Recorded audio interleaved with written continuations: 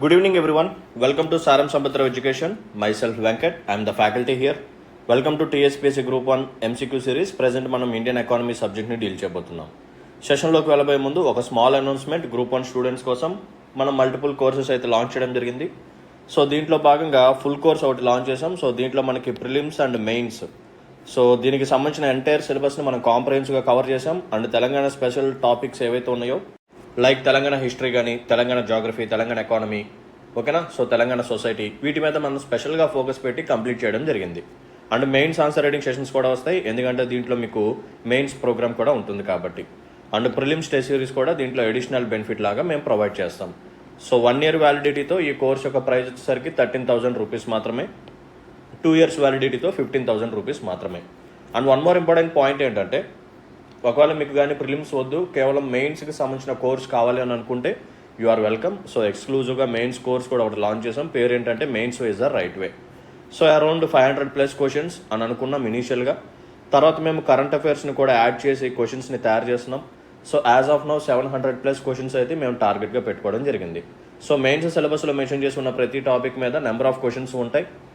Okay, so questions అనేవి స్టాటిక్గా ఉంటాయి, as well as dynamic content. Nothing but current అఫైర్స్ని కూడా బేస్ చేసుకొని క్వశ్చన్స్ని ఫ్రేమ్ చేసి, సో దానికి సంబంధించిన explanation video as well as PDF మీకు ప్రొవైడ్ చేస్తాం.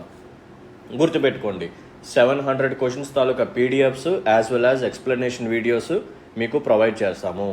సో క్వశ్చన్ ఎలా హ్యాండిల్ చేయాలి, ఎలా అర్థం చేసుకోవాలి, ఎలా పార్ట్స్ వైజ్గా డివైడ్ చేసుకోవాలి, వర్డ్ లిమిట్లో ఎలా రాయాలి, ఈ టిప్స్ అండ్ ట్రిక్స్ మొత్తం మేము చెప్తాం. Don't worry. సో మంచి ప్రోగ్రామ్ ఇది. సో మంచి మార్క్స్ వస్తాయి ఖచ్చితంగా మీరు కానీ ప్రోగ్రాంలో జాయిన్ అయితే. సో 1 year వ్యాలిడిటీతో 8,000 రూపీస్ మాత్రమే, 2 years వ్యాలిడిటీతో 10,000 రూపీస్ మాత్రమే. And one more important point ఏంటంటే, ఒకవేళ మీకు కానీ ఇంట్రెస్ట్ ఉంటే you can take Indian economy are science and technology as an individual course. ఓకేనా. సో కేవలం ప్రిలిమ్స్కి మాత్రమే కాదు, మెయిన్స్కి కూడా ఉపయోగపడుతుంది మన కోర్స్ అనేది. Not only for prelims, so మెయిన్స్కి కూడా ఉపయోగపడుతుంది. సో జాగ్రత్తగా తీసుకోండి. క్లాసెస్ అనేవి చాలా బాగుంటాయి, చాలామంది జాయిన్ అయ్యారు. ఒకవేళ మీకు కానీ ఇంట్రెస్ట్ ఉంటే, ఇంకెవరన్నా సరే వెయిట్ చేస్తూ ఉంటే ప్లీజ్ జాయిన్ అవ్వండి.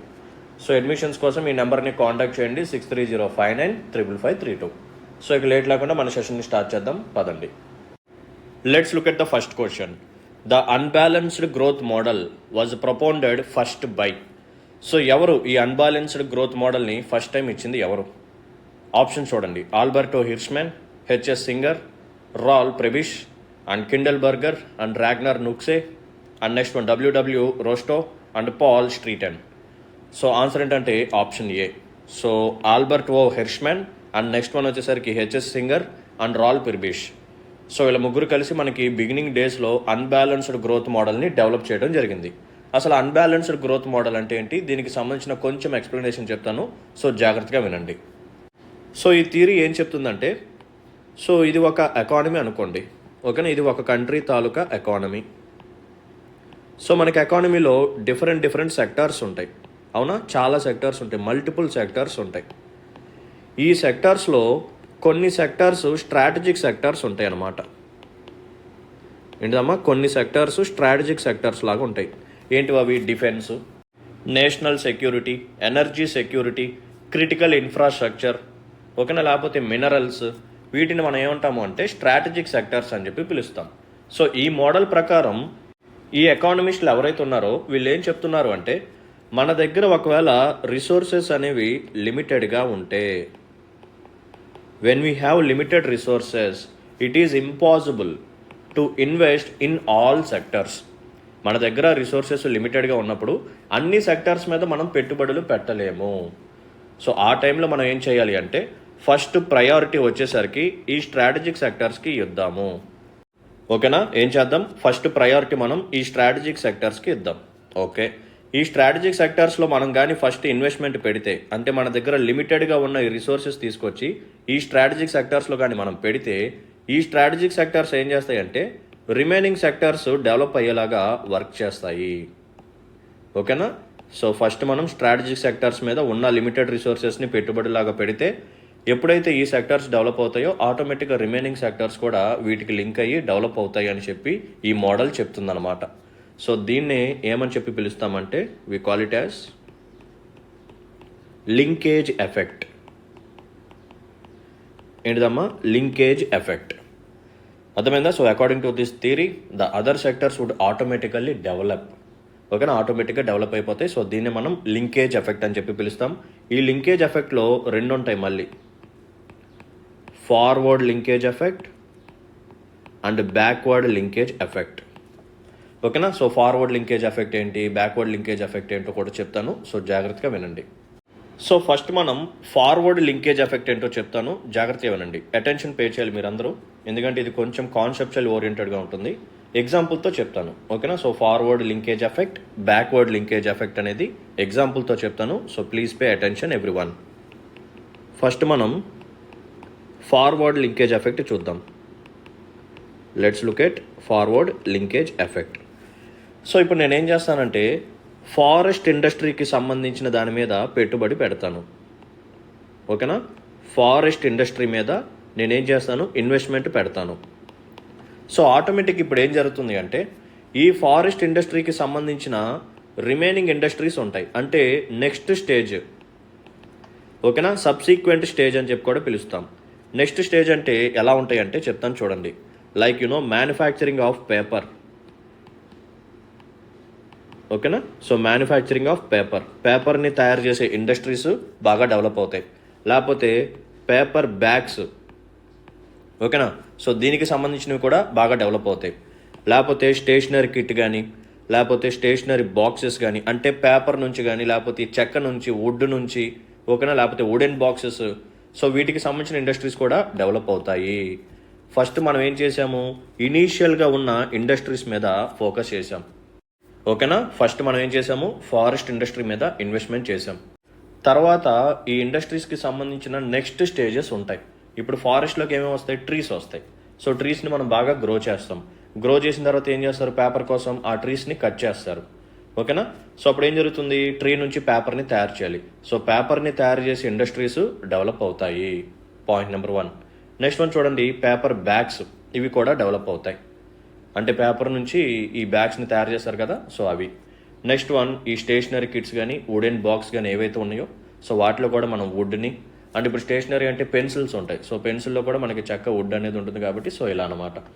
సో ఇక్కడ మనం తెలుసుకోవాల్సింది ఏంటంటే ఫార్వర్డ్ లింకేజ్ అనేది ఎలా జరుగుతుంది అంటే, సో ఈ ఫారెస్ట్ ఇండస్ట్రీ ఏదైతే ఉందో ఇది మనకు ఒక ప్రయారిటీ సెక్టర్. ఇది ఇనీషియల్ స్టేజ్ అని చెప్పి కూడా పిలుస్తాము. సో ఇనీషియల్ స్టేజ్లో ఉన్న ప్రయారిటీ సెక్టర్స్ ఏరియాస్ ఏవైతే ఉన్నాయో వాటి మీద మనం ఫస్ట్ పెట్టుబడి పెడితే తర్వాత నెక్స్ట్ స్టేజ్ ఏదైతే ఉందో అవి ఆటోమేటిక్గా డెవలప్ అవుతాయి. ఓకేనా, ఫార్వర్డ్ స్టేజెస్లో ఉన్న ఇండస్ట్రీస్ ఏవైతే ఉన్నాయో అవి డెవలప్ అవుతాయి. ఓకేనా, ఇది క్లియర్ కదా, రైట్. నెక్స్ట్ మనం ఏం చూద్దామంటే బ్యాక్వర్డ్ లింకేజ్. ఇది కూడా ఎగ్జాంపుల్తో చెప్తాను, చాలా బాగుంటుంది ఎగ్జాంపుల్, జాగ్రత్తగా చూడండి. ఇప్పుడు నేనేం చేశానంటే ఒక ఇండస్ట్రీ మీద పెట్టుబడి పెట్టాను, ఇన్వెస్ట్మెంట్ పెట్టాను. ఈ ఇండస్ట్రీ పేరేంటో తెలుసా, ఫుడ్ ప్రాసెసింగ్ ఇండస్ట్రీ. ఓకేనా, నేనేం పెట్టుబడి పెట్టాను దేని మీద, ఫుడ్ ప్రాసెసింగ్ ఇండస్ట్రీ మీద ఇన్వెస్ట్మెంట్ పెట్టాను. సో ఇండస్ట్రీ ఏం చేస్తుంది, బయట నుంచి వచ్చే అగ్రికల్చర్ రా మెటీరియల్స్ ఏవైతే ఉన్నాయో వాటిని యూజ్ చేసుకొని ప్రాసెసింగ్ చేసి ఫైనల్ ప్రోడక్ట్స్ని తయారు చేస్తారు.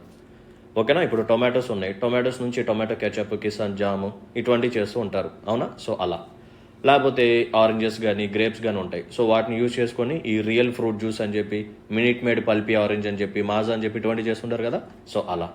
సో మనం ఫస్ట్ ఏం చేసామంటే ఈ లాస్ట్ స్టేజ్ ఏదైతే ఉందో, nothing but food processing industry ఏదైతే ఉందో దీని మీద మనం పెట్టుబడులు పెట్టాం.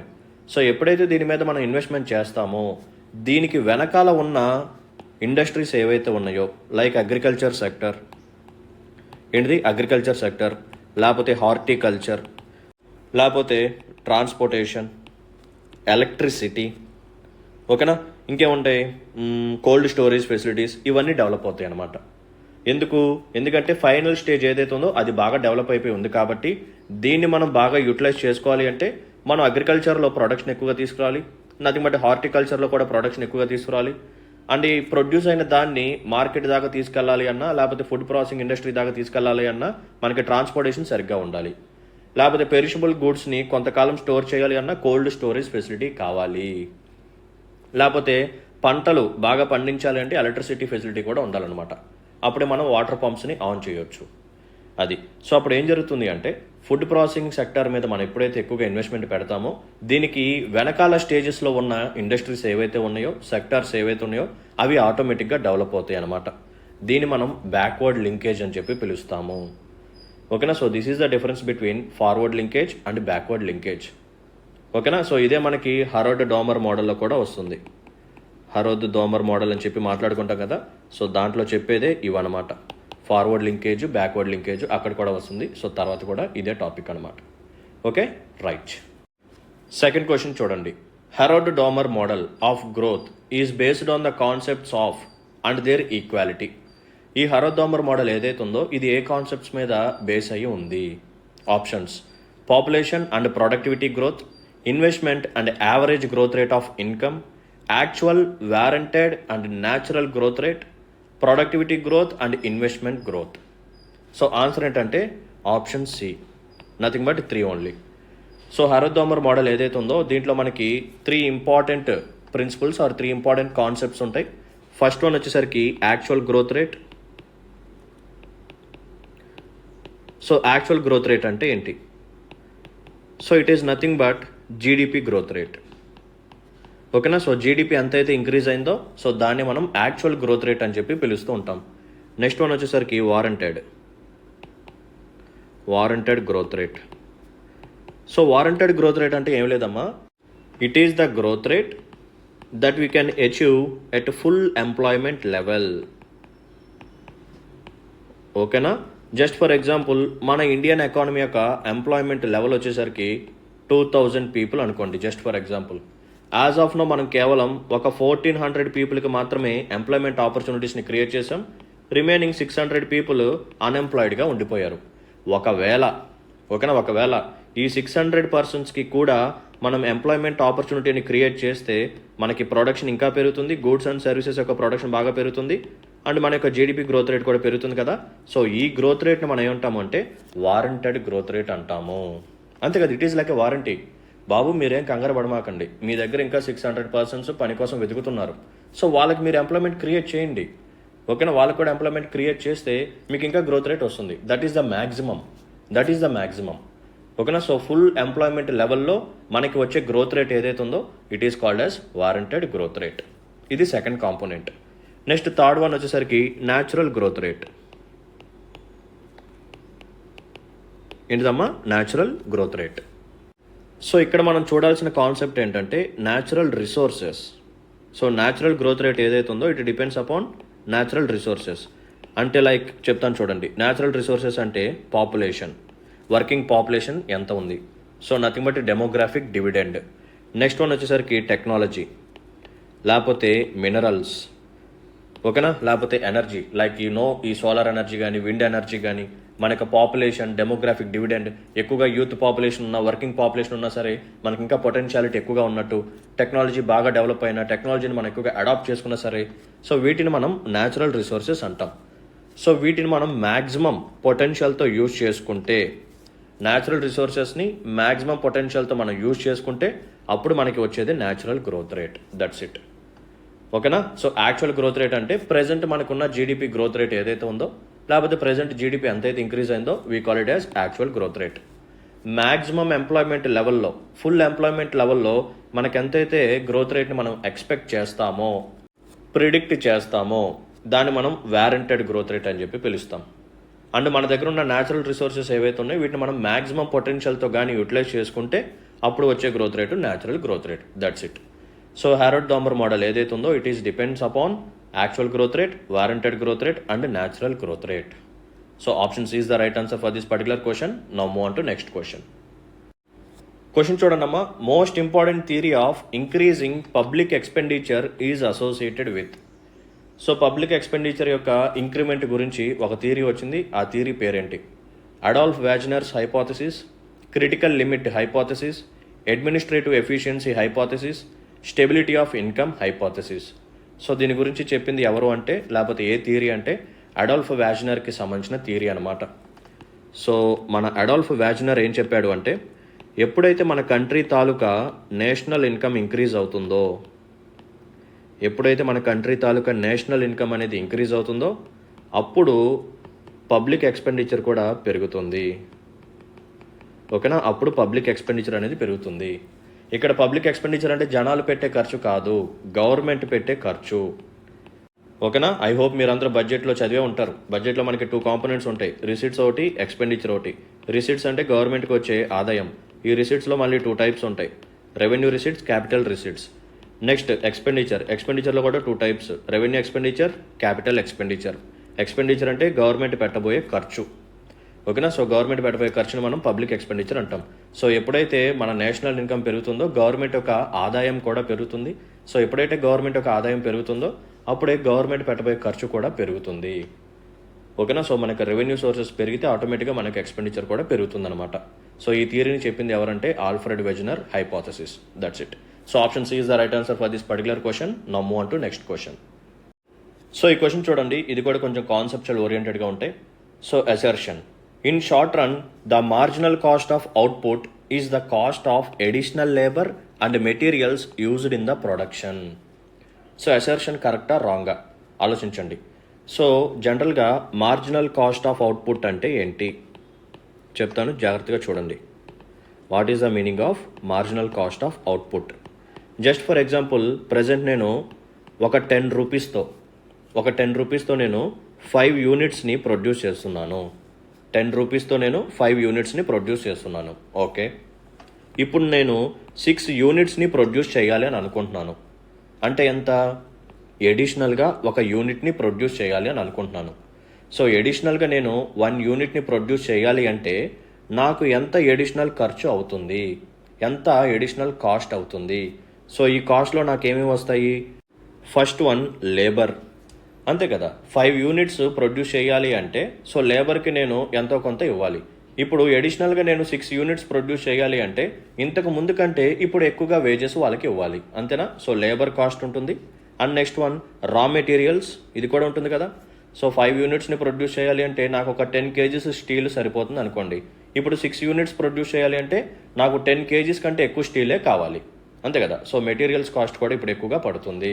సో ఇలా మనకి మార్జినల్ కాస్ట్ ఆఫ్ అవుట్పుట్లో ఏం జరుగుతుంది అంటే ఇంతకు ముందు ప్రొడ్యూస్ చేసే యూనిట్స్తో కంపేర్ చేస్తే ఎడిషనల్గా 1 యూనిట్ని ప్రొడ్యూస్ చేయడానికి నాకు ఎంత లేబర్ ఖర్చు అవుతుంది, ఎంత మెటీరియల్ కాస్ట్ అవుతుంది అని చెప్పేదే marginal cost of output. So assertion కరెక్టే. ఓకేనా, సో దీంట్లో మార్జినల్ కాస్ట్ ఆఫ్ అవుట్పుట్లో మనకేమి వస్తాయి అంటే ఎడిషనల్గా లేబర్కి అయ్యే ఖర్చు అండ్ ఎడిషనల్గా మనకి మెటీరియల్స్కి అయ్యే ఖర్చుని మనం మార్జినల్ కాస్ట్ ఆఫ్ అవుట్పుట్ అని చెప్పి పిలుస్తాము. గుర్తుపెట్టుకోండి, చాలా ఇంపార్టెంట్ డెఫినేషన్ ఇది. 1 ఎడిషనల్ యూనిట్ని మనం ప్రొడ్యూస్ చేయడానికి ఓకేనా మనం ఎంత ఎడిషనల్గా పెట్టుబడి పెట్టుకోవాలి, లైక్ లేబర్కి అయ్యే ఖర్చు కానీ మెటీరియల్కి అయ్యే కాస్ట్ కానీ. Right, let's look at reason. Materials and labour used in production alone vary in short run. So మనం ఈ ప్రొడక్షన్ ప్రాసెస్లో ఈ మెటీరియల్స్ని లేబర్ని యూజ్ చేస్తాం కదా ఎడిషనల్గా. సో దీని యొక్క ప్రైజెస్ కానీ ఏవైతే ఉన్నాయో ఇవి మనకి షార్ట్ రన్లో చాలా వేరీ అవుతూ ఉంటాయి. అఫ్ కోర్స్ ఇది కూడా కరెక్టే, మనందరికీ తెలిసిన విషయమే. సో అసర్షన్ ఏ ఏదైతే ఉందో ఇది కరెక్టే అండ్ రీజన్ ఆర్ కూడా కరెక్టే. అండ్ రీజన్ ఆర్ ఏదైతే ఉందో it is a correct explanation of assertion A. So both A and R correct and R is the correct explanation of A. ఓకేనా, ఎందుకంటే ఇక్కడ షార్ట్ రన్లో వేరీ అవుతుంది అంటే సో ఆటోమేటిక్గా మనకి ప్రొడక్షన్ ప్రాసెస్లో కూడా మార్జినల్ కాస్ట్లో కూడా తేడా వస్తుంది. ఓకేనా, సో మనకి ఖచ్చితంగా షార్ట్ రన్లో ఇది ఎప్పుడైతే వేరీ అవుతుందో ఆటోమేటిక్గా మనకి ప్రొడక్షన్ ప్రాసెస్లో కూడా ప్రైస్ అంటే నథింగ్ బట్ ఈ ఇన్పుట్ కాస్ట్ ప్రైస్ కూడా పెరుగుతుంది అనమాట. That's it. So option C is the right answer for this particular question. Now move on to next question. So next కూడా అంతే అమ్మ, assertion reason based question. So assertion చూడండి, post reform liberal trade policies have stimulated India's growth. అంతే కదా, మనం ఎప్పుడైతే 1990sలో reforms తీసుకొచ్చామో so ఈ రిఫార్మ్స్లో మనం ఏం చేసాము, ట్రేడ్ పాలసీస్ని లిబరల్గా పెట్టాం. ఓకేనా, లిబరల్గా పెట్టాం. సో దీని ద్వారా మన యొక్క ఇండియా యొక్క ఎకనామిక్ గ్రోత్ అనేది స్టిమ్యులేట్ అయ్యింది అంటున్నాడు. అఫ్ కోర్స్ కరెక్టే. Private enterprise got opportunities to contribute to growth of Indian manufacturing industries. ఓకేనా, సో ఎప్పుడైతే మనం ఈ ఎల్పిజి రిఫార్మ్స్ని తీసుకొచ్చామో ప్రైవేట్ వాళ్ళకి ఇప్పుడు ఎక్కువగా స్కోప్ వచ్చిందనమాట. ఇంతకుముందు ఏంటంటే ప్రైవేట్ వాళ్ళకి ఎక్కువగా స్కోప్ లేదు, ప్రతిదీ గవర్నమెంటే కంట్రోల్ చేసేది. ఇప్పుడు ప్రైవేట్ ఎంటర్ప్రైజెస్కి ఎక్కువగా ఆపర్చునిటీస్ వచ్చాయి. దేనికి ఆపర్చునిటీస్ వచ్చాయి? ఇండియా యొక్క మ్యానుఫ్యాక్చరింగ్ ఇండస్ట్రీస్కి కాంట్రిబ్యూట్ చేసే ఆపర్చునిటీ వచ్చింది. ఓకేనా. సో ఇప్పుడు ప్రైవేట్ ఎంటర్ప్రైజెస్కి ఆపర్చునిటీ వచ్చింది. సో వీళ్ళు ఏం చేశారు, చక్కగా మన ఇండియా యొక్క మ్యానుఫ్యాక్చరింగ్ ఇండస్ట్రీస్కి, మ్యానుఫ్యాక్చరింగ్ సెక్టర్కి బాగా కాంట్రిబ్యూట్ చేశారు. సో అందుకనే మనకి గ్రోత్ అనేది బాగా వచ్చింది. Okay. So liberal trade policies తీసుకొచ్చాం ఎల్పిజి రిఫార్మ్స్ ద్వారా. సో ఎప్పుడైతే ఈ ఎల్పిజి రిఫార్మ్స్ తీసుకొచ్చామో ప్రైవేట్ ప్లేయర్స్ యొక్క స్కోప్ పెరిగింది. సో వాళ్ళు ఏం చేశారు, మ్యానుఫ్యాక్చరింగ్ సెక్టర్లో బాగా ఇన్వాల్వ్ అయ్యి ఎక్కువగా కాంట్రిబ్యూట్ చేశారు. సో వీళ్ళ యొక్క కాంట్రిబ్యూషన్ వల్లే మనకి ఇండియా యొక్క ఎకనామిక్ గ్రోత్ అనేది పెరిగిందనమాట. సో రెండు కరెక్టే. అండ్ రీజన్ ఆర్ ఏదైతే ఉందో it is a correct explanation of assertion A. ఓకేనా. So option A is the right answer for this particular question. Both A and R correct and R is the correct explanation of A. Now move on to next question. So చూడండమ్మా, assertion reason based question. Use of goods and services from which one can be excluded are pure private goods. Okay. So మనం ఏం చేస్తాం, goods and సర్వీసెస్ని use చేసుకుంటాం. But మనం కేవలం public గూడ్స్ని మాత్రమే అందరూ కామన్గా యూజ్ చేసుకోవచ్చు, కానీ ప్రైవేట్ గూడ్స్ని మనం యూజ్ చేసుకోగలమా? లేదు. సో నేను స్టార్టింగ్లో మన యొక్క ఎకానమీ సిరీస్ స్టార్టింగ్లో నేను చెప్పాను, పబ్లిక్ గూడ్స్కి ప్రైవేట్ గూడ్స్కి మధ్య డిఫరెన్సెస్ చెప్పాను. ఏమని, ప్రైవేట్ గూడ్స్ ఏవైతే ఉన్నాయో దే ఆర్ ఎక్స్క్లూడబుల్, అందరూ యూజ్ చేయడానికి వీల్లేదు. ఇప్పుడు నాకు ఒక ఓన్ కార్ ఉంది, నా కారు నేను పార్కింగ్లో పెట్టుకున్నాను. ఎవడొకడు వచ్చి నేను వేసుకెళ్తాను కారు నాకు ఇవ్వు అంటే కుదురుతుందా? లేదు కదా. ఇది ఒక గూడు, ఓకే, దీన్ని నేను యూజ్ చేసుకోవచ్చు అని అంటే కుదరదు. Because it is a private good, దాని ఒక ఓనర్ నేను. సో నేను మాత్రం దాన్ని యూజ్ చేసుకోగలను. ఓకేనా. సో ఇట్ ఈస్ ఎక్స్క్లూడబుల్ అనమాట. ప్రైవేట్ గూడ్స్ ఏవైతే ఉన్నాయో it is excludable. So assertion ఏదైతే ఉందో ఇది కరెక్టే అనమాట. Next one, such goods and services are not provided free by the state. అంటే కదా, సో ప్రైవేట్ గూడ్స్ ఏవైతే ఉన్నాయో సో వీటిని స్టేట్ ఏమైనా ఫ్రీగా ప్రొవైడ్ చేస్తుందా? లేదు కదా. సో మనం డబ్బులు పెట్టి కొనుక్కోవాలి, దానికి ఓనర్షిప్ అనేది మన చేతిలోనే ఉంటుంది. సో అందరు కామన్గా ప్రైవేట్ గూడ్స్ని యూజ్ చేసుకోవడానికి వీల్లేదు. ఎవరైతే ఓనర్స్ ఉన్నారో వాళ్ళు మాత్రమే యూజ్ చేసుకోగలరు. So private goods are excludable. So private గూడ్స్లో ఏం జరుగుతుంది అంటే, ఎవరైనా ఒకళ్ళు కన్జంప్షన్ చేసుకుంటే, ఎవరైనా ఒకళ్ళు కన్జ్యూమ్ చేసుకుంటే వేరే వాళ్ళకి అది అవైలబుల్గా ఉండదు. బట్ పబ్లిక్ గూడ్స్ ఏవైతే ఉన్నాయో అవి ఎవరైనా ఒకళ్ళు కన్జ్యూమ్ చేసుకుంటే అందరికీ అది అవైలబుల్గా ఉండాలి. Like street lights. ఇప్పుడు నేను వెళ్ళి ఒక స్ట్రీట్ లైట్ కింద నుంచున్నాను. సో నేను స్ట్రీట్ లైట్ కింద ఉన్నాను కదా అని చెప్పి వేరే వాళ్ళకి లైట్ పడకుండా ఉంటుందా? లేదు కదా. సో వేరే వాళ్ళకి కూడా లైట్ అనేది పడుతుంది, వాళ్ళకు కూడా దారి అనేది కనిపిస్తుంది. So it is a public good. లేకపోతే పబ్లిక్ పార్క్.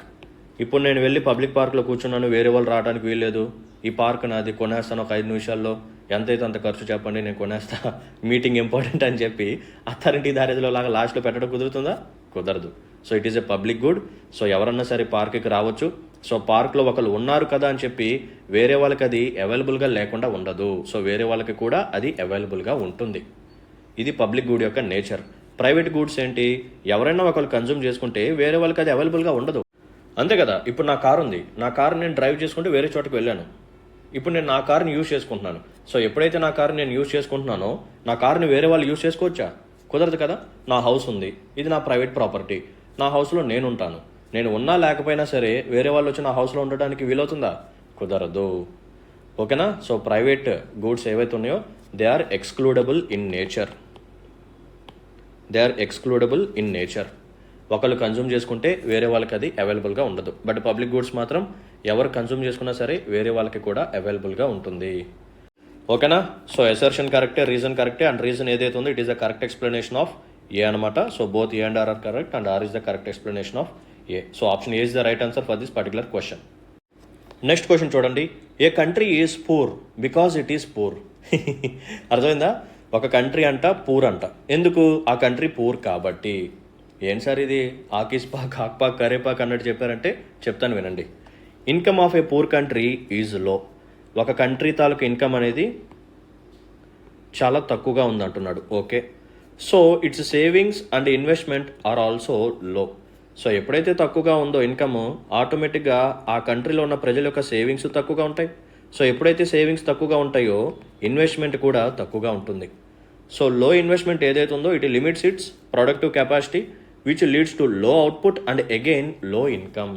సో ఎప్పుడైతే ఆ కంట్రీలో పెట్టుబడులు ఇన్వెస్ట్మెంట్ అనేది తక్కువగా ఉంటుందో ప్రొడక్టివిటీ ఏదైతే ఉందో అది తగ్గిపోతుంది, ఆటోమేటిక్గా అవుట్పుట్ తగ్గిపోతుంది. సో ఆటోమేటిక్గా ఇన్కమ్ మళ్ళీ తగ్గిపోతుంది. So it is like A vicious cycle. అంటే నెగిటివ్ సైకిల్ అన్నమాట. ఓకేనా. నువ్వు పేదవాడివి, ఓకేనా, నువ్వు పేదవాడివి, నీ దగ్గర డబ్బులు లేవు. సో డబ్బులు లేకపోయేసరికి నీకు క్వాలిటీ ఎడ్యుకేషన్ అనేది అందలేదు. ఎప్పుడైతే నీకు క్వాలిటీ ఎడ్యుకేషన్ అనేది, సో రాసాను చూడండి, మనీ లేవు, సో క్వాలిటీ ఎడ్యుకేషన్ లేదు. సో క్వాలిటీ ఎడ్యుకేషన్ నీకు ఎప్పుడైతే అందలేదో ఆటోమేటిక్గా నీలో స్కిల్స్ లేవు. సో స్కిల్స్ లేకపోయేసరికి నీకు ఒక ఫార్మల్ జాబ్ అనేది రాలేదు. ఫార్మల్ జాబ్ రాకపోతే ఏమవుతుంది, డీసెంట్ ఇన్కమ్ లేదు. సో ఆటోమేటిక్గా నువ్వు మళ్ళీ పూరే, నువ్వు పూర్ అవటం వల్ల నీకు క్వాలిటీ ఎడ్యుకేషన్ అనేది అఫోర్డబుల్గా లేదు, యాక్సెసిబుల్గా లేదు. సో దట్ నీలో స్కిల్స్ అనేవి డెవలప్ అవ్వలేదు. సో స్కిల్స్ లేకపోయేసరికి మంచి శాలరీ వచ్చే ఫార్మల్ జాబ్స్ అనేవి అవైలబుల్గా లేకపోయేసరికి నువ్వు మళ్ళీ పేదవాడిలాగే ఉండిపోయావు. సో ఇదంతా ఒక కంట్రీని ఎగ్జాంపుల్గా పెట్టి చెప్పాడనమాట. ఒక దేశం ఇంకా పూర్గానే ఉంది, ఎందుకంటే ఆ కంట్రీ పూర్ అనమాట. సో పూర్గా అవటం వల్ల సో అక్కడ ఏం జరిగింది అంటే సేవింగ్స్ కానీ ఇన్వెస్ట్మెంట్ కానీ లేవు. సో ఇన్వెస్ట్మెంట్ లేకపోతే ప్రొడక్షన్ అనేది ఉండదు, ప్రొడక్షన్ లేకపోతే ఆటోమేటిక్గా అవుట్పుట్ అనేది ఉండదు. సో అవుట్పుట్ లేకపోతే ఆ country taluka goods and services ఎవరు కొనడానికి అసలు అవుట్పుట్టే లేదు, కాబట్టి ఆ కంట్రీకి ఎటువంటి ఆదాయం అనేది రాదు, మళ్ళీ ఆ దేశం పూర్గానే ఉండిపోతుంది. ఓకేనా, so both assertion and reason are true, and R ఏదైతే ఉందో it is the correct explanation of A. So option B is the right answer for this particular question. Next question చూడండి. All historical events are the result of a continuous economic struggle between different classes and groups in a society. So మనకి ఇంతకుముందు historical events కానీ, ఈ గొడవలు కానీ, ఈ violence rights కానీ జరిగాయి కదా. సో దీనికి రీజన్ ఏంటంటే ఎకనామిక్ స్ట్రగుల్ అనమాట. సో ఎకనామిక్ స్ట్రగుల్ అనేది ఎవరెవరికి మధ్య జరిగిద్ది అంటే different classes or different groups. So different classes అంటే తెలుసు కదా, రిచ్, పూర్, మిడిల్ క్లాస్. లేకపోతే గ్రూప్స్ అంటే నథింగ్ బట్ ఓనర్స్ కానీ, నథింగ్ బట్ బూర్జువాస్ కానీ, ప్రొలిటేరియట్స్ కానీ. So working class people and owners, వీళ్ళ మధ్య ఈ ఎకనామిక్ స్ట్రగుల్ ఏదైతే ఉందో దీనివల్ల మనకి చాలా హిస్టారికల్ ఈవెంట్స్, చాలా వైలెన్స్ రైట్స్ కానీ జరిగాయి అనమాట. సో అసర్షన్ ఏదైతే ఉందో ఇది కరెక్టే, అసర్షన్ రైటే. నెక్స్ట్ రీజన్ చూడండి. This struggle is because of conflict between the mode of production and the value attached to the roles of different agents of production. ఓకేనా, సో ఈ మోడ్ ఆఫ్ ప్రొడక్షన్ ఏదైతే ఉందో ఇది అంటే ఈ ఫ్యాక్టర్స్ ఆఫ్ ప్రొడక్షన్ కొంతమంది చేతిలో ఉండేవి, అండ్ ఈ వర్క్ చేసే వాళ్ళని బాగా ఎక్స్ప్లాయిట్ చేయడం కానీ, వాళ్ళకి ఇచ్చే రోల్ కానీ, వాళ్ళకి ఇచ్చే వేజెస్ కానీ, వాళ్ళకి సొసైటీలో ఇచ్చే వాల్యూ కానీ, సో వీటి మీద డిపెండ్ అయ్యి ఉందన్నమాట. సో వీళ్ళని బాగా ఎక్స్ప్లాయిట్ చేసేయటం, వచ్చిన ప్రాఫిట్స్ అన్నీ ఈ బోర్జువాయిస్ లేకపోతే ఓనర్స్ వాళ్ళు ఉపయోగించుకోవడం, వాళ్ళు ఇంకా మరింత రిచ్గా మారిపోవటం, వీళ్ళు ఇంకా పూర్గా ఉండిపోవటం. సో ఈ ఇన్ఈక్వాలిటీస్ ఏవైతే ఉన్నాయో ఇవి బాగా పెరిగిపోవటం, ఇవన్నీ మనం ఎక్కువగా చూసాం కాబట్టి ఇన్ని హిస్టారికల్ ఈవెంట్స్ అనేవి మనకి కనిపించాయి బికాజ్ ఆఫ్ ఎకనామిక్ స్ట్రగుల్. ఎవరెవరికి మధ్య జరిగాయి ఈ హిస్టారికల్ ఈవెంట్స్ అనేవి? డిఫరెంట్ క్లాసెస్ మధ్య, డిఫరెంట్ గ్రూప్స్ మధ్య. సో అసర్షన్, రీజన్ రెండు కరెక్టే, అండ్ రీజన్ ఏదైతే ఉందో it is the correct explanation of assertion. So both A and R are correct, and R is the correct explanation of A. So option A is the right answer for this particular question. So ఈ question చూడండి, కొంచెం లాజికల్గా ఆలోచిస్తే మీరు answer చేసేయచ్చు. ఇందాక almost explanation వేరే క్వశ్చన్లో నేను చెప్పాను. The sequencing process of Harrod's model of development is natural growth rate, warranted growth rate, actual growth rate, divergence. So ఒక క్రోనలాజికల్ ఆర్డర్లో పెట్టమన్నాడు. సో ఇందాక మనం మాట్లాడుకున్నాం కదా హారో ద దోమర్ మోడల్లో. సో మనకి కొన్ని కాన్సెప్ట్స్ ఉంటాయి. సో ఆ కాన్సెప్ట్స్ ఏంటంటే first one actual growth rate, and next one warranted growth rate, తర్వాత న్యాచురల్ గ్రోత్ రేట్, అండ్ ఈ డైవర్జెన్స్. సో డైవర్జెన్స్ అనేది అంత ఇంపార్టెంట్ కాదు, సో పక్కన పెట్టేసేయండి. సో ఈ మూడు ఆర్డర్ గుర్తుపెట్టుకోండి, AWND. ఓకేనా. So first actual growth rate రావాలి, అంటే 3 ఫస్ట్ రావాలి, ఎస్. తర్వాత వారంటెడ్ గ్రోత్ రేట్, ఎస్. తర్వాత న్యాచురల్ గ్రోత్ రేట్, ఓకే. తర్వాత divergence. So option B is the right answer. ఓకేనా.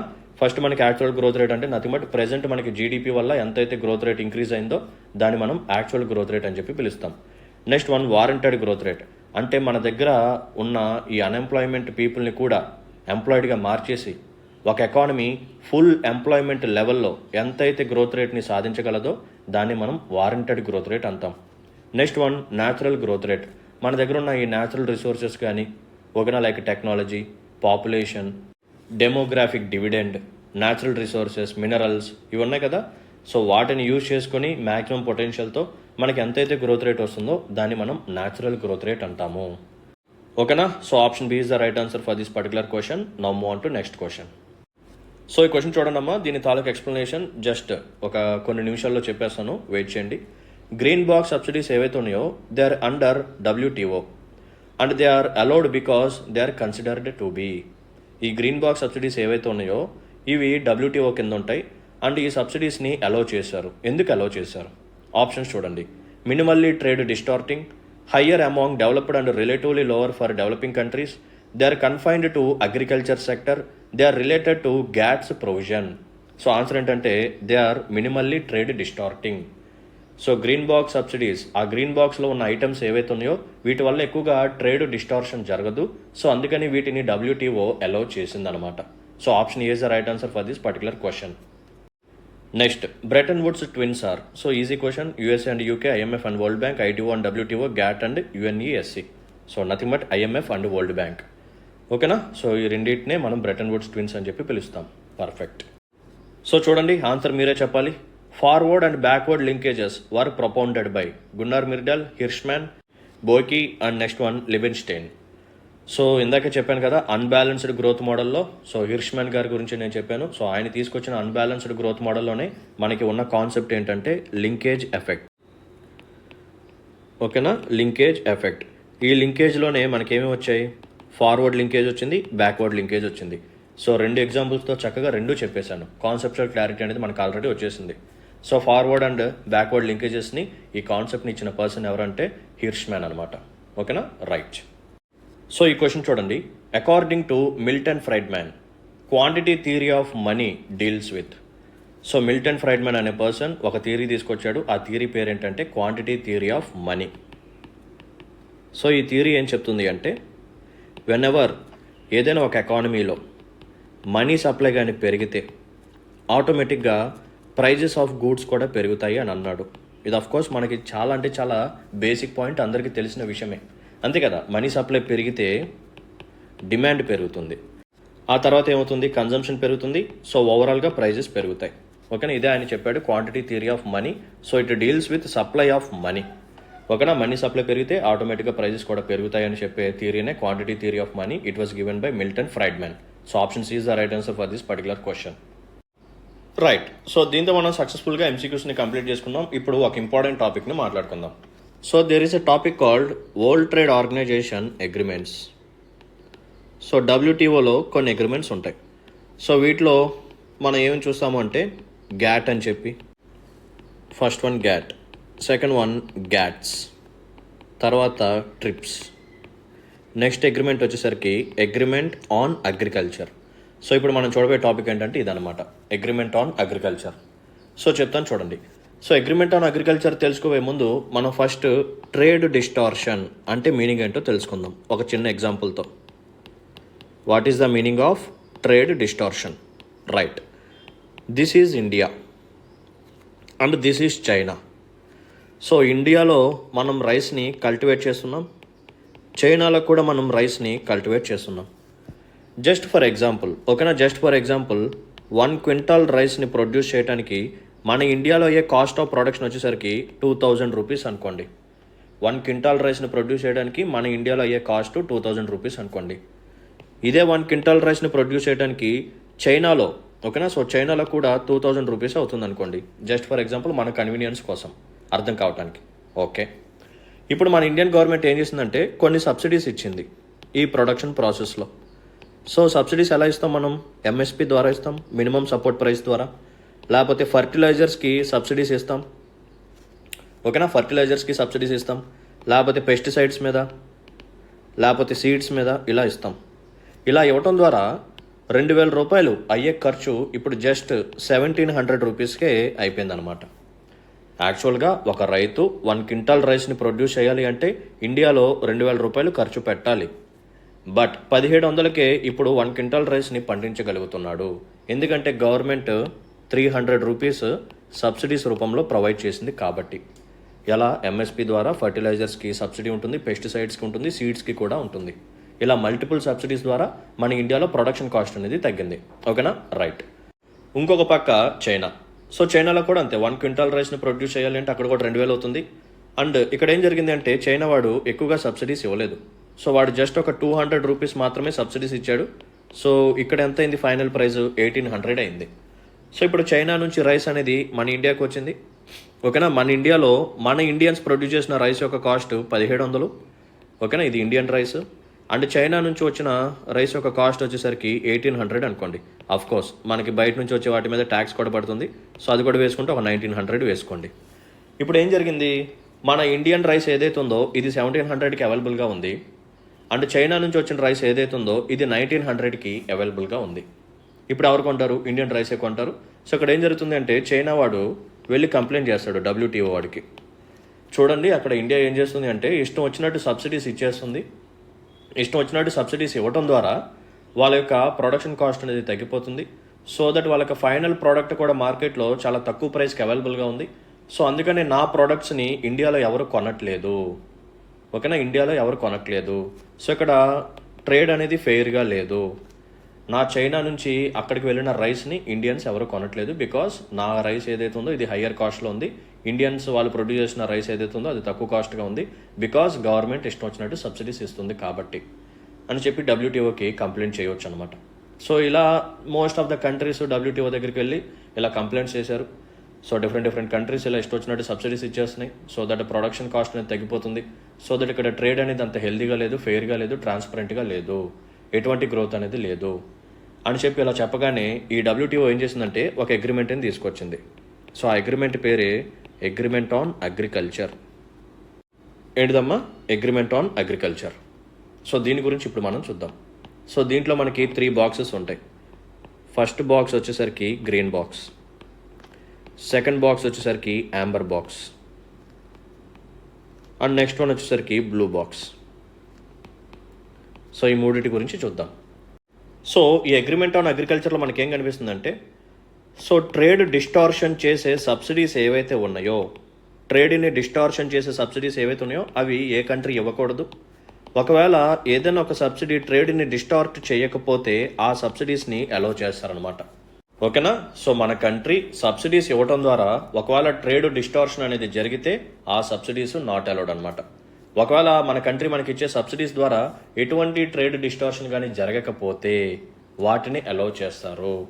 సో ఇక్కడ ఇండియా ట్రేడ్ డిస్టార్షన్ చేస్తుంది, సో ఇష్టం వచ్చినట్టు సబ్సిడీస్ ఇచ్చేస్తుంది. సో అందుకనే ఈ చైనా వాళ్ళు వెళ్ళిపోయి అక్కడ ఏం చేశారు, WTOలో కంప్లైంట్ చేశారు. అంటే జస్ట్ ఫర్ ఎగ్జాంపుల్ కింద చెప్పాను, ఇదంతా జరగలేదు. ఓకేనా, రైట్. సో ఇప్పుడు మనం green box, blue box, Amber box చూద్దాం. సో ట్రేడ్ డిస్టార్షన్ అంటే ఏంటో మీనింగ్ మనకు తెలిసింది. సో ఇప్పుడు ఆ సబ్సిడీస్ గురించి కూడా ఒకసారి మాట్లాడదాం పదండి. సో ఫస్ట్ మనం గ్రీన్ బాక్స్ చూద్దాం. Let's look at green box. So green బాక్స్లో WTO ఏం చేసిందంటే కొన్ని ఐటమ్స్ని పెట్టింది. ఈ ఐటమ్స్ ఏవైతే ఉన్నాయో వీటి వల్ల ఎటువంటి ట్రేడ్ డిస్టార్షన్ జరగదు. ఓకేనా, ఎటువంటి ట్రేడ్ డిస్టార్షన్ జరగదు. అంటే ట్రేడ్ డిస్టార్షన్ అనేది 0 అయినా ఉండొచ్చు, లేకపోతే వెరీ వెరీ లెస్ అయినా ఉండొచ్చు. ఓకేనా. సో గ్రీన్ బాక్స్లో ఉన్న ఐటమ్స్ వల్ల సో మనకి ట్రేడ్ డిస్టార్షన్ అనేది కంప్లీట్గా జరగకుండా ఉండొచ్చు, లేకపోతే కొంచెమైనా జరగవచ్చు. సో కొంచెం జరిగినా కానీ పెద్ద ప్రాబ్లమే లేదు అని చెప్పి ఆ ఐటమ్స్ని కూడా గ్రీన్ బాక్స్లోనే పెడతారు. సో ఎగ్జాంపుల్స్ చెప్తాను, అప్పుడు మీకు ఇంకా క్లారిటీ వస్తుంది. సో గ్రీన్ బాక్స్లో ఉండే ఐటమ్స్ ఏంటంటివి అంటే first one research and development. దేని యొక్క రీసెర్చ్ అండ్ డెవలప్మెంట్? అగ్రికల్చర్ అనుకోండి. ఓకేనా. జస్ట్ ఫర్ ఎగ్జాంపుల్ మన ఇండియాలో అగ్రికల్చర్ని బాగా డెవలప్ చేయాలి. ఓకేనా, అగ్రికల్చర్ని బాగా డెవలప్ చేయాలి, ఫుడ్ సెక్యూరిటీని అచీవ్ చేయాలి, ప్రొడక్టివిటీని పెంచుకోవాలి, ప్రొడక్షన్ని పెంచుకోవాలి. అందుకోసం మనం ఏం చేయాలి, అగ్రికల్చర్ మీద మనం ఎక్కువగా రీసెర్చ్ అండ్ డెవలప్మెంట్ చేయాలి. సో రీసెర్చ్ అండ్ డెవలప్మెంట్ కోసం గవర్నమెంట్ ఏదైనా సబ్సిడీ ఇస్తే అది అలౌడ్ అనమాట. It is allowed, it is legal. అంతే కదా. ఇప్పుడు వేరే వాళ్ళకి ఏదో నష్టం జరిగిపోతుందని చెప్పి మన కంట్రీ తాలూకు అగ్రికల్చర్ మీద మనం ఈ రీసెర్చ్ అండ్ డెవలప్మెంట్ చేసుకోకూడదు, మన ప్రొడక్షన్ని పెంచుకోకూడదు అంటే అది కరెక్ట్ కాదు. ఓకేనా. సో రీసెర్చ్ అండ్ డెవలప్మెంట్ అనేది it is allowed. Next one irrigation projects. So మనం ఏం చేస్తాము, అగ్రికల్చర్ క్రాప్స్కి ఇరిగేషన్ ఫెసిలిటీ ప్రొవైడ్ చేయాలి. అంతే కదా. కృషి సించాయి యోజన మనం ప్రోగ్రామ్ ఆల్రెడీ మాట్లాడేసుకున్నాం అగ్రికల్చర్ టాపిక్లో. సో ఇప్పుడు మీరు చక్కగా లింక్ చేసుకోవచ్చు. ఓకేనా.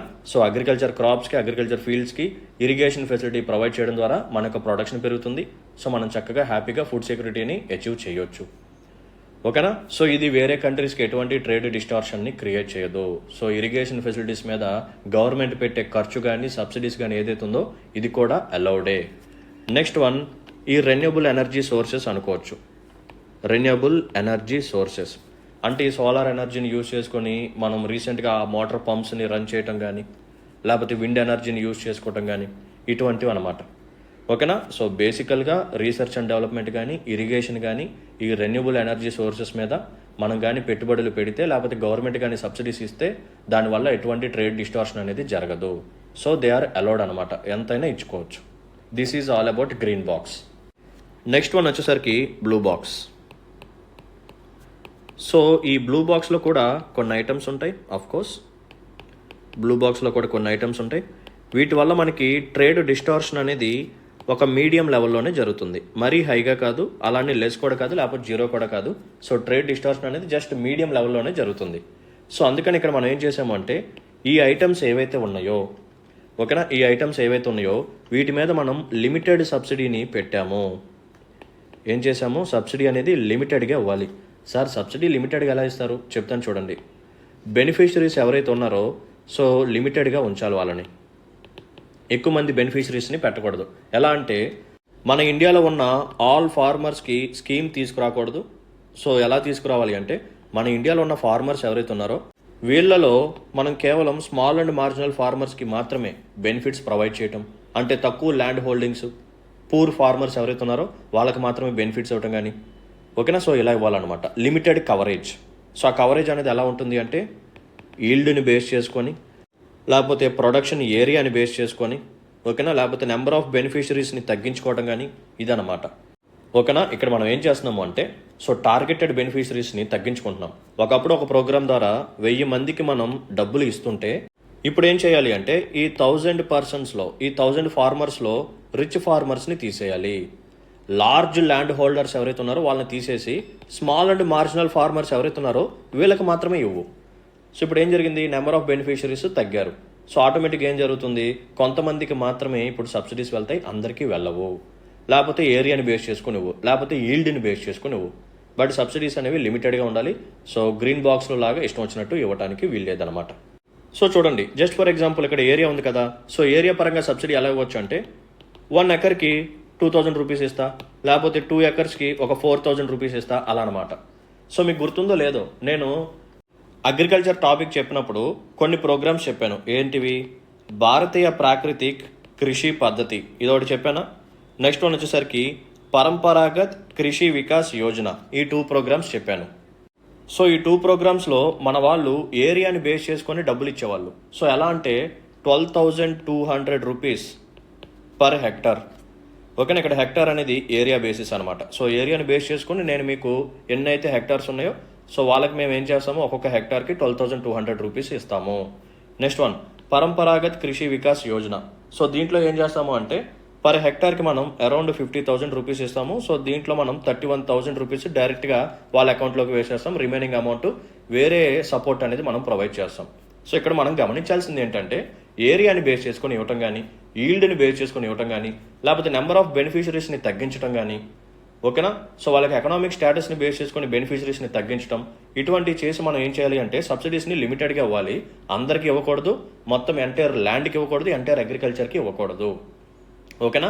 ఎందుకంటే బ్లూ బాక్స్లో ఉన్న ఐటమ్స్ వల్ల మనకి ఈ ట్రేడ్ డిస్టార్షన్ అనేది ఒక మీడియం లెవెల్లో జరుగుతుంది కాబట్టి దీని మీద మనం ఖచ్చితంగా రెగ్యులేషన్ అనేది ఉంచాల్సిందే.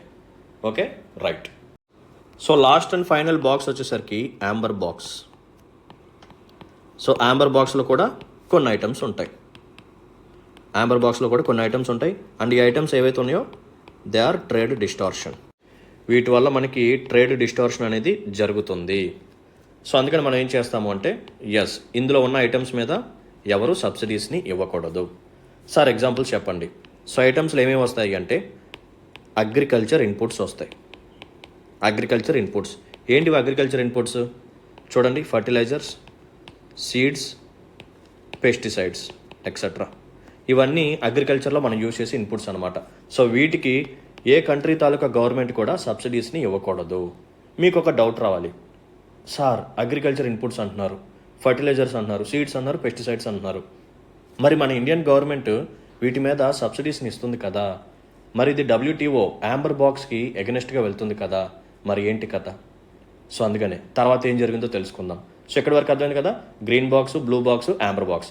గ్రీన్ బాక్స్ వల్ల లేకపోతే దాంట్లో ఉన్న ఐటమ్స్ వల్ల మనకి ఎటువంటి ట్రేడ్ డిస్టార్షన్ అనేది జరగట్లేదు, ఒకవేళ జరిగినా చాలా లెస్ జరుగుతుంది కాబట్టి సో అందులో ఉన్న ఐటమ్స్ మీద ఈ పర్టికులర్ సబ్సిడీస్ అనేవి అలౌడ్ అనమాట, ఎంతన్నా ఇచ్చుకోవచ్చు. బ్లూ బాక్స్లో ఉండే ఐటమ్స్ మీద ఓకేనా. మనకేంటంటే సబ్సిడీస్ ఇష్టం వచ్చినట్టు ఇవ్వకూడదు, లిమిటెడ్గా ఇవ్వాలి. ఎందుకంటే వాటి వల్ల ఒక మీడియం రేంజ్లో మనకి ట్రేడ్ డిస్టార్షన్ అనేది జరుగుతుంది కాబట్టి సబ్సిడీస్ని మనం లిమిటెడ్ మేనర్లోనే ఇవ్వాలి. It depends upon area wise కానీ ఈల్డ్ వైజ్ కానీ, లేకపోతే బెనిఫిషరీస్ని తగ్గించుకోవటం. Next one amber box. So దీంట్లో ఉన్న ఐటమ్స్ ఏవైతే ఉన్నాయో they are creating trade distortion. So ఇప్పుడు మనం ఏం చేయాలి అంటే ఈ ఐటమ్స్ మీద గవర్నమెంట్ ఎటువంటి సబ్సిడీస్ ఇవ్వకూడదు. సో ఇందులోకి ఏమేమి వస్తాయంటే అగ్రికల్చర్ ఇన్పుట్స్ వస్తాయి. సో నెక్స్ట్ ఏం జరిగిందో తెలుసుకుందాం పదండి. సో ఒకసారి ఆలోచించండి, ఇండియా ఈ అగ్రికల్చర్ ఇన్పుట్స్ మీద సబ్సిడీస్ ఇవ్వకపోతే ఏమవుతుంది? మన ఇండియాలో ఉన్న పూర్ ఫార్మర్స్ ఎవరైతే ఉన్నారో వీళ్ళు సఫర్ అవుతారు, అంతే కదా. ఎందుకంటే ఇండియాలో మెజారిటీ ఆఫ్ ద ఫార్మర్స్ వచ్చేసరికి స్మాల్ అండ్ మార్జినల్. వీళ్ళ దగ్గర ల్యాండ్ హోల్డింగ్ తక్కువగా ఉంటుంది, వీళ్ళొక ప్రొడక్టివిటీ తక్కువగా ఉంది, వీళ్ళొక ఇన్కమ్ కూడా తక్కువగా ఉంది. ఆల్రెడీ డెప్ట్ ట్రాప్లో పడిపోయి వీళ్ళందరూ నష్టపోతున్నారు. ఓకేనా. సో పూర్ ఫార్మర్స్ ఎవరైతే ఉన్నారో వాళ్ళు సఫర్ అవుతారు. నెక్స్ట్ వన్, మనం ఈ నేషనల్ ఫుడ్ సెక్యూరిటీని మనం అచీవ్ చేయలేము, అంతే కదా. సో మనం కానీ సబ్సిడీస్ ప్రొవైడ్ చేయకపోతే అగ్రికల్చర్ ప్రాక్టీస్ అనేది ఇక అఫోర్డబుల్ కాదు, వైబుల్ కాదు, రైతులు పండించలేరు. ఓకేనా. సో అంతంత కాస్ట్ పెట్టి ఫర్టిలైజర్స్ సీడ్స్ కొనలేరు. సో అగ్రికల్చర్ కాస్ట్ అనేది బాగా పెరిగిపోతుంది. సో ఆటోమేటిక్గా అగ్రికల్చర్ ప్రోడక్ట్స్ ఏవైతే ఉన్నాయో వీటి యొక్క ప్రైజెస్ కూడా బాగా పెరిగిపోతాయి. సో ఎప్పుడైతే వీటి యొక్క ప్రైజెస్ పెరిగిపోతాయో ఈవెన్ కన్జ్యూమర్స్ కూడా వాటిని కొనలేరు. సో ఫుడ్ సెక్యూరిటీని మనం అచీవ్ చేయలేము. And ration card. So ration card ద్వారా మనం డిస్ట్రిబ్యూట్ చేయాలి, సో అది కూడా చేయకూడదు. సో ఇలా ఏమవుతుంది, చాలామంది సఫర్ అవుతారు. సో అందుకని ఇది కరెక్ట్ కాదు అని చెప్పి మనం ఏం చేసాము అంటే ఇండోనేషియాలో బాలి కాన్ఫరెన్స్ జరిగింది. ఓకేనా. ఇండోనేషియాలో బాలి కాన్ఫరెన్స్ జరిగింది. సో దాంట్లో మనం ఏం చేసామంటే ఒక క్లాస్ని తీసుకొచ్చాం. ఆ క్లాస్ పేరే పీస్ క్లాస్ అనమాట. ఏంటిది? Peace clause 2013. ఓకేనా. So most of the developing countries so ఇక కంప్లైంట్ చేశారు, ఇది కరెక్ట్ కాదు, యాంబర్ బాక్స్లో మీరు అగ్రికల్చర్ ఇన్పుట్స్ పెట్టారు, ఒకవేళ మేము కానీ అగ్రికల్చర్ ఇన్పుట్స్కి ఎటువంటి సబ్సిడీస్ ఇవ్వకపోతే మా కంట్రీలో ప్రొడక్షన్ తగ్గిపోతుంది, ఫుడ్ సెక్యూరిటీ ఉండదు, పూర్ పీపుల్ సఫర్ అవుతారు, ఫార్మర్స్ కూడా సఫర్ అవుతారు. సో ఇది కరెక్ట్ కాదు అని చెప్పి సో వీటిని అలౌ చేయాల్సిందని చెప్పి మన వాళ్ళు ఫైట్ చేస్తే పీస్ క్లాస్ 2013ని తీసుకొచ్చారనమాట. ఎక్కడ? ఇండోనేషియాలో జరిగిన బాలి కాన్ఫరెన్స్లో. సో ఇప్పుడు వాళ్ళు ఏం చేశారంటే ఒక లిమిట్ పెట్టారనమాట. ఏంటి ఆ లిమిట్? సో ఈ డెవలప్డ్ కంట్రీస్ ఏవైతే ఉన్నాయో వీళ్ళు ఏం చేయొచ్చు అంటే 5% ఆఫ్ వరకు సబ్సిడీస్ ఇచ్చుకోవచ్చు అనమాట. ఇక్కడ మీకు ఒక డౌట్ రావాలి. So 5% of what? దేంట్లో 5%? So 5% of value of production. ఓకేనా. వాల్యూ ఆఫ్ ప్రొడక్షన్ ఏదైతే ఉందో దాంట్లో 5% వరకు ఈ డెవలప్డ్ కంట్రీస్ ఎక్స్ట్రాగా సబ్సిడీస్ ఇచ్చుకోవచ్చు. ఓకేనా. రైట్. నెక్స్ట్ వన్ వచ్చేసరికి డెవలపింగ్ కంట్రీస్. వీళ్ళు ఎక్కువగా సఫర్ అవుతున్నారు కాబట్టి వీళ్ళకి 10% వరకు ఛాన్స్ ఇచ్చారనమాట. దేంట్లో? సేమ్ వాల్యూ ఆఫ్ ప్రొడక్షన్లో. సార్ వాల్యూ ఆఫ్ ప్రొడక్షన్ అంటే ఏంటి చెప్తాను చూడండి. So value of production is equal to మనం ఎన్ని క్వింటాల్స్ని మనం పండించాం, ఓకేనా, ఇండియా మొత్తంలో ఎన్ని క్వింటాల్స్ మనం పండించాం ఇంటూ ప్రైస్ అనమాట. ఓకేనా. ఇప్పుడు ఒక వాల్యూ వస్తుంది. సో ఈ వాల్యూలో మనం 10% వరకు ఇచ్చుకోవచ్చు. ఓకేనా. సో ఎన్ని క్వింటాల్స్ మనం పండించాం అండ్ దాని యొక్క ప్రైస్ ఎంత, సో టోటల్గా మనం క్యాలిక్యులేట్ చేసి ఒక వాల్యూ వస్తుంది. సో దాంట్లో 10% వచ్చేసరికి మనం ఇచ్చుకోవచ్చు అనమాట. ఇంత డీటెయిల్గా అవసరం లేదు, బట్ జస్ట్ విని వదిలేసేయండి. ఎప్పుడన్నా సరే డెవలప్డ్ కంట్రీస్కి 10% ఇచ్చింది, డెవలపింగ్ కంట్రీస్కి 5% ఇచ్చింది అలవెన్స్ అంటే అది రాంగ్. ఓకేనా. డెవలప్డ్ కంట్రీస్కి 5%, డెవలపింగ్ కంట్రీస్ ఏవైతే ఉన్నాయో వాటికి 10% వరకు ఇచ్చింది. ఓకేనా. రైట్. తర్వాత ఇండియా ఆలోచించింది, ఓకే ఈ వాల్యూ ఆఫ్ ప్రొడక్షన్లో కూడా మనం 10% ఇవ్వటం కరెక్ట్ కాదు. ఎందుకంటే ఒకసారి గమనించండి. సో చెప్తాను చూడండి. ఈ డెవలప్డ్ కంట్రీస్ ఏవైతే ఉన్నాయో వీళ్ళ యొక్క వాల్యూ ఆఫ్ ప్రొడక్షన్ అనేది చాలా హైగా ఉంటుంది. ఓకేనా. జస్ట్ ఫర్ ఎగ్జాంపుల్ ఒక 10,000 తీసుకోండి. ఎంత? ఒక 10,000. సో ఈ 10,000లో 5% అంటే ఎంత? 500 రూపీస్. అంటే వీళ్ళు ఏం చేయొచ్చు? 500 రూపీస్ ఎడిషనల్గా సబ్సిడీస్ ఇచ్చుకోవచ్చు. ఓకే. ఈ డెవలపింగ్ కంట్రీస్ ఏవైతే ఉన్నాయో వీళ్ళు ఎక్కువగా వాల్యూ ఆఫ్ ప్రొడక్షన్ చేయలేరు, అంతే కదా. డెవలప్డ్ కంట్రీస్ దగ్గర ఏంటంటే మెషినరీ బాగా అప్డేటెడ్గా ఉంది, మంచి టెక్నాలజీ ఉంది, అగ్రికల్చర్ పరంగా కూడా వాళ్ళు ఎక్కువగా టెక్నాలజీ పరంగా అప్డేట్ అయ్యారు కాబట్టి వాళ్ళ యొక్క వాల్యూ ఆఫ్ ప్రొడక్షన్ 10,000 ఉంటే ఈ డెవలపింగ్ కంట్రీస్ ఎవరైతే ఉన్నారో వీళ్ళ యొక్క వాల్యూ ఆఫ్ ప్రొడక్షన్ జస్ట్ 5,000 ఉందనుకోండి. ఓకేనా. Just 5,000.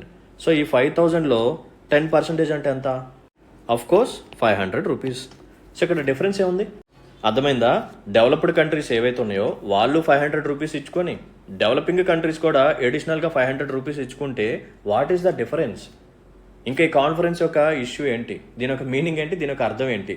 What is the use? ఎటువంటి యూజ్ లేదు కదా.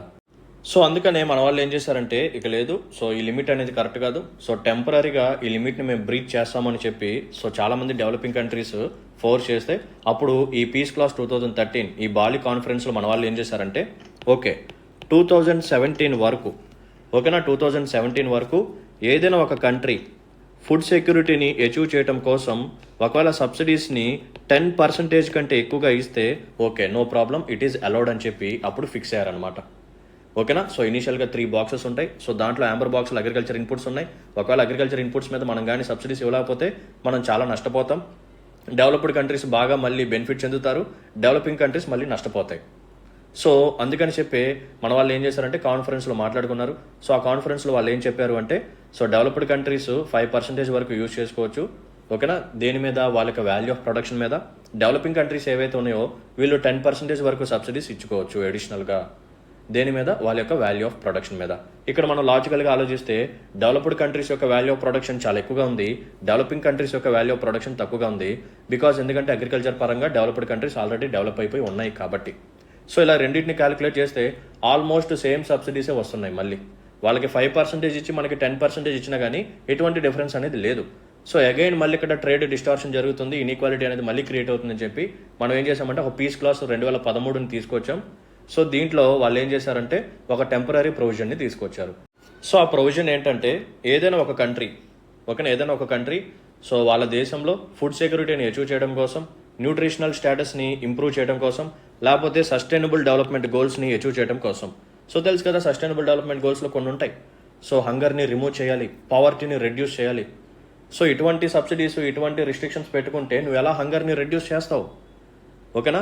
సో ప్రొడక్షన్ తగ్గిపోతే ఆటోమేటిక్గా హంగర్ పెరిగిపోతుంది. So it is against sustainable development goals, వీటిని మనం అచీవ్ చేయలేము. సో అందుకని చెప్పి సస్టైనబుల్ డెవలప్మెంట్ గోల్స్ని అచీవ్ చేయడం కోసమైనా లేకపోతే ఫుడ్ సెక్యూరిటీని అచీవ్ చేయడం కోసమైనా సరే ఈ 10%ని కూడా దాటొచ్చు. ఓకేనా. సో డెవలపింగ్ కంట్రీస్ ఏవైతే ఉన్నాయో they can cross this 10%, no problem. ఓకేనా. సో ఈ సబ్సిడీ అమౌంట్ ఎప్పటి వరకు ఇవ్వచ్చు అంటే 2017 వరకు ఇవ్వచ్చు అనమాట. 2013లో పీస్ క్లాస్ తీసుకొచ్చారు. సో దీని ప్రకారం డెవలపింగ్ కంట్రీస్ 10% కంటే ఎక్కువగా సబ్సిడీస్ ఇచ్చుకోవచ్చు. ఎప్పటి వరకు? 2017 వరకు. సార్ మరి ఇప్పుడు ప్రజెంట్ మనం 2024లో ఉన్నాం, మరేంటి సిచ్యువేషన్ అంటే ఎస్ ఈ 2017 పీస్ క్లాస్ ఏదైతే ఉందో దీన్ని ఇంకా ఎక్స్టెండ్ చేసుకుంటూ వచ్చారు. ప్రజెంట్ ఇంకా ఈ డెవలపింగ్ కంట్రీస్ ఏవైతే ఉన్నాయో సో వాళ్ళు ఖచ్చితంగా 10% కంటే ఎక్కువగా సబ్సిడీస్ ఇచ్చుకోవచ్చు under peace clause 2013. That's it. ఓకేనమ్మా, రైట్. సో దీంతో ఈరోజు సెషన్ ఇక్కడితో ఎండ్ చేస్తున్నాను. And thanks for watching this video. So ఇలాగే రెగ్యులర్గా అటెండ్ అవ్వండి, మంచి నాలెడ్జ్ని గెయిన్ చేయండి, బాగా ప్రిపేర్ అవ్వండి. All the best. సో నేను మీకు చెప్పినట్టే సో బాక్సెస్ గురించి చెప్పాను. Agreement on agriculture. సో దీంట్లో green box, blue box, Amber box చూసాం. అండ్ దీంతో పాటు ట్రేడ్ డిస్టార్షన్ గురించి కూడా నేను స్టార్టింగ్లో చెప్పాను. అండ్ దీని తర్వాత ఈ బాలి మినిస్టీరియల్ కాన్ఫరెన్స్ ఏదైతే ఉందో సో దీంట్లో మనం ఒక పీస్ క్లాస్ని తీసుకొచ్చాం. సో దీంట్లో మనకి కనిపించే సబ్సిడీస్ కూడా గుర్తుపెట్టుకోండి. So 5% for developed and 10% for developing. దేని మీద? వాల్యూ ఆఫ్ ప్రొడక్షన్ మీద. సో ఇక్కడ ఏం జరిగింది? సో 2017 వరకు ఒక టెంపరీ ప్రొవిజన్ని తీసుకొచ్చాం. సో 10%ని కూడా క్రాస్ చేయొచ్చు. అండ్ 2017 అయిపోయింది కదా, మరి దీన్ని ఆపేశారంటే లేదు, ఇంకా కంటిన్యూ చేస్తూనే ఉన్నారు. దీని మీద ఇంకా ఫైనల్ డెసిషన్ అనేది తీసుకోలేదు. ఓకేనా, రైట్. సో మీకు కానీ నాకు ఎక్స్ప్లెనేషన్ కానీ నచ్చినట్టయితే ఇటువంటి సెషన్స్ మరిన్ని మీరు కానీ నా నుంచి కోరుకున్నట్టయితే please hit the like button and మీ యొక్క వాల్యుబుల్ కామెంట్ని మెన్షన్ చేయండి. అండ్ మీ ఫ్రెండ్స్ అండ్ ఫెలో ఆస్పిరెంట్స్కి మన వీడియోస్ని షేర్ చేయండి. And thanks for watching this video. See in the next session. Until then take care. Bye. Jai Hind.